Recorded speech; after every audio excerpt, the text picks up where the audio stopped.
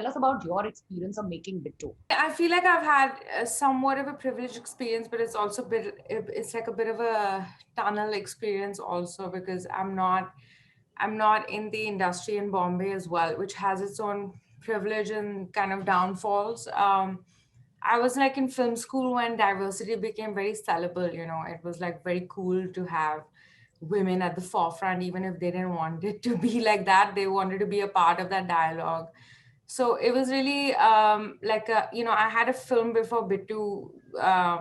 It was called Devi, and it had, like a queer love story at the forefront. So I got a lot of flack even in film school from a lot of my white male classmates, because, there's a sense where the film kind of is propelled because there's two brown women kissing each other on the poster. But also, ultimately, the work kind of have to speak for itself. And I was at that point where I'm like, okay, cool, I'll take advantage of the tokenism, but you have to watch the film and you have to like it, and I'm down to work lockstep with these men, so bring it on. You know what I mean? So I was okay with that. And I think with Bittu, it's been a little different. I'll admit, I came to India to make this film, and it was kind of like my first really big outdoor shoot in India and all of that. It's a short film, but all I really wanted to do, my intention was to bring the best voices I could onto my voice and the story I had written.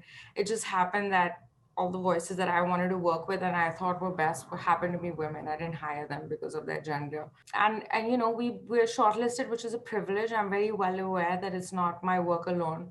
And everyone on the crew, their work is present in every frame.